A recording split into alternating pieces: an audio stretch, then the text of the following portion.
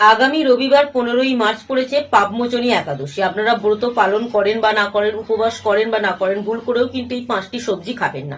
অত্যন্ত অশুভ বলে মনে করা হয়। শুধু আপনারা আপনার পরিবারের প্রতিটা ব্যক্তিদের কিন্তু এই ভিডিওটি শেয়ার করবেন, যাতে এই 5টি সবজি খাওয়া থেকে তারা নিজেদেরকে সুরক্ষা রাখে। কারণ আমরা এই পাপমোচনী একাদশী পালন করি বা ব্রত পালন করি বা এই নিয়মগুলো মানি বা বেশ কয়েকটি টোটকা করি, যাতে আমাদের জীবনে পাপ থেকে আমরা মুক্তি পেতে পারি। কারণ আমরা 3 ভাবে পাপ করতে পারি: মানসিক, শারীরিক এবং বাহিক্য। এই মানসিক, শারীরিক এবং বাহিক্য পাপগুলো কিন্তু আমরা এই পাপমোচনী একাদশীর দিন ক্ষয় করতে পারবো। কিন্তু এই 5টি সবজি যদি আপনারা খেয়ে ফেলেন বা ভক্ষণ করে ফেলেন, তাহলে কিন্তু আমাদের জীবনে পাপটা দ্বিগুণ বৃদ্ধি পেতে পারে। তার আগে মাথায় রাখা দরকার, এই দিন তুলসী তলায় করতে পারেন এই 5টি টোটকা। তবে তুলসী গাছ স্পর্শ করবেন না। এই দিন কিন্তু মা লক্ষ্মী দেবী শ্রী হরির জন্য উপবাস পালন করেন। তাই এই দিন আপনি তুলসী গাছের গোড়ায় জল অর্পণও করবেন না এবং পাতাও স্পর্শ করবেন না বা পাতা ছিঁড়বেন না। আগের দিন থেকে তুলসী পাতা তুলে রাখবেন। এই দিন কিন্তু তুলসী মঞ্জুরি দিয়ে এই কাজটি যদি করতে পারেন, অত্যন্ত শুভ ফলাফল আপনাদের জীবনে আসবে। তবে আগে থেকে তুলসী মঞ্জুরি কিন্তু আপনাদেরকে সংগ্রহ করে রাখতে হবে। এই দিন আপনারা অবশ্যই এমন কোনো কাজ করবেন না যেটা থেকে রক্তপাত হতে পারে। আগের দিন যখন ঘুমাতে যাবেন, একাদশীর আগের দিন অর্থাৎ 14ই মার্চ পড়ছে শনিবার দিন, রাতে ঘুমাতে যাওয়ার সময় অবশ্যই কিন্তু 21 বার ব্রাশ করে 21 বার মুখটাকে কুলকুচি করবে, অর্থাৎ মুখের ভেতর জল দিয়ে 21 বার সেই জলটাকে ফেলবেন। এতে কি হয়, আমাদের যে দাঁতের ফাঁকে খাবার থাকে সেগুলো কিন্তু আমাদের শরীরের মধ্যে একাদশীর মতো শুভ দিনে গেলে অত্যন্ত অশুভ বলে মনে করা হয়। সে ব্রত পালন করেন বা না করেন, এই কয়েকটি নিয়ম কিন্তু আমাদের প্রত্যেকেরই জানা দরকার। অর্থাৎ 15ই মার্চ কিন্তু একাদশী ব্রত, পাপমোচনী একাদশী। তার আগের দিন শনিবার রাতে ঘুমাতে যাওয়ার আগে 12টা বাজার আগে আপনারা ভালো করে ব্রাশ করে নেবেন এবং তারপর কিন্তু 21 বার মুখটা কুলকুচি করে ধরবেন। অত্যন্ত শুভ বলে মনে করা হয়। একাদশীর মতো শুভ দিনে যাতে রক্তপাত না হয়, এমন রক্তপাত যাতে না হয় এরকম ভাবে সাবধানে থাকবেন। কারণ একাদশীর মতো শুভ দিনে আপনার শরীর থেকে যদি রক্তপাত হয়, তাহলে কিন্তু একাদশীর ব্রত যারা করেছেন তাদের কিন্তু একাদশীর ব্রত নষ্ট হবে। তার সাথে কিন্তু যারা একাদশীর ব্রত পালন করবে না, তারা কিন্তু জীবনে পাপ করে ফেলবেন। তাই ভুল করেও কিন্তু রক্তপাতের মতো কাজ করবেন না। যখন আপনারা সবজি কাটবেন, একটু সাবধানে কাটবেন। অত্যন্ত শুভ বলে মনে করা হয় এই কয়েকটি নিয়ম পালন করলে। এবং প্রথম যে সবজিটা আপনারা এই দিন ভুল করেও খাবেন এবং বাড়িতেও আনবেন না, সেটি হচ্ছে ঢ্যাঁড়স। ঢ্যাঁড়স খাওয়া এই দিন কিন্তু অত্যন্ত অশুভ বলে মনে করা হয়। কারণ ঢ্যাঁড়স যদি এই দিন আপনারা খান, জীবনে কিন্তু নানা রকম পাপের ভাগীদার আপনারা হয়ে যাবেন। এই দিন আপনারা তুলসী তলায় একটি ঘিয়ের প্রদীপ জ্বালাবেন, মাটির প্রদীপে। ঘিয়ের প্রদীপ, গরুর খাঁটি ঘিয়ের প্রদীপ জ্বালানো অত্যন্ত শুভ বলে মনে করা হয়। তবে এই দিন যখন আপনারা ঘিয়ের প্রদীপটা জ্বালাবেন, তখন কিন্তু ভগবানের কাছে, শ্রী হরির কাছে, মা লক্ষ্মী দেবীর কাছে, তুলসী মায়ের কাছে আপনি আপনার জীবনে যা পাপ করেছেন সেই পাপ যাতে মুক্তি, সেই পাপ থেকে যাতে মুক্তি পেতে পারেন, সেটাকে বারবার আপনারা বলবেন। তারপর কিন্তু তুলসী মঞ্চটাকে 11 বার প্রদক্ষিণ করবেন। অত্যন্ত শুভ এই কাজটি করা। এর সাথে সাথে যদি আপনারা আপনাদের বাড়ির সদর দরজায়, ঠাকুর ঘরে, রান্নাঘরে তুলসী 3টে করে পত্র দিয়ে পুজো করতে পারেন, অত্যন্ত শুভ। এই দিন যদি সকালবেলা ঘুম থেকে ওঠার পর গঙ্গা জলেতে 3টি তুলসী পত্র দিয়ে তামার পাত্রে সেই জলটি বাড়ির চারিদিকে ছিটিয়ে দিতে পারেন, অত্যন্ত শুভ বলে মনে করা হয়। এতে কি হয়, আমাদের সংসারে নেতিবাচক শক্তি থাকে না বা বাইরে থেকে কোনো নেতিবাচক শক্তি এই দিন আমাদের সংসারের মধ্যে প্রবেশ করে না। এই দিন অবশ্যই কিন্তু সকালে ঘুম থেকে ওঠার পর একটি তুলসী পত্র আপনি ভালো করে গঙ্গা জল দিয়ে ধুয়ে নিজে যদি খেতে পারেন, অত্যন্ত শুভ বলে মনে করা হয়।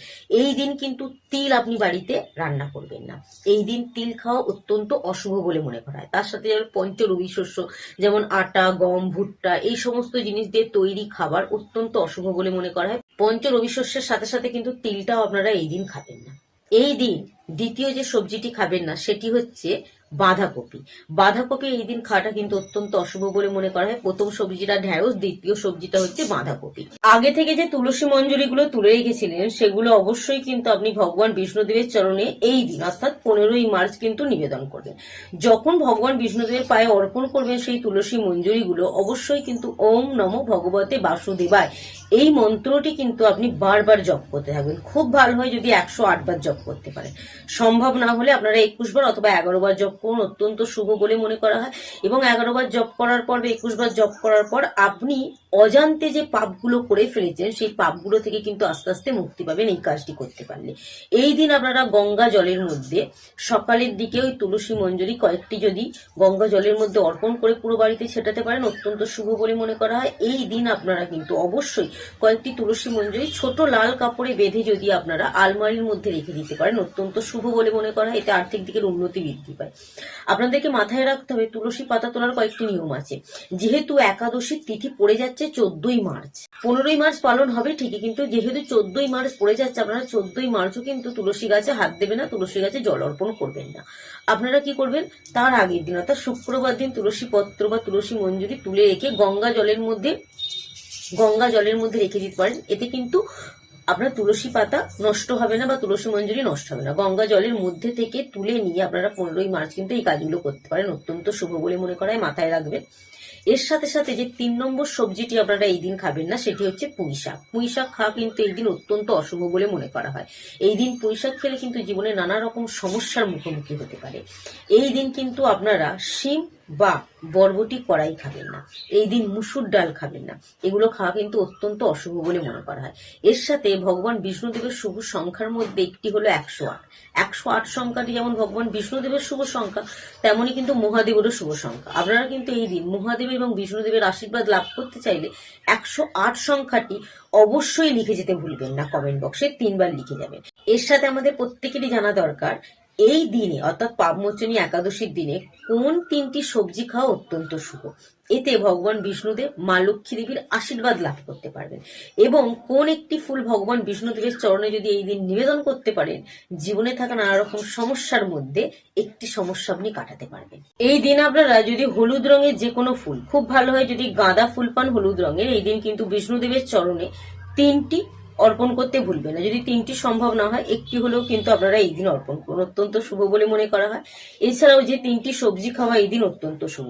এই 3টি সবজি যদি আপনারা খেতে পারেন পাপমোচনী একাদশী অর্থাৎ 15ই মার্চ, তাহলে কিন্তু ভগবান বিষ্ণুদেবের সাথে সাথে মা লক্ষ্মী দেবীর আশীর্বাদ লাভ করতে পারবেন। সবজিগুলির মধ্যে হচ্ছে মিষ্টি আলু, শুধু আলু, কাঁচা কলা আর কুমড়ো খাওয়া কিন্তু অত্যন্ত শুভ।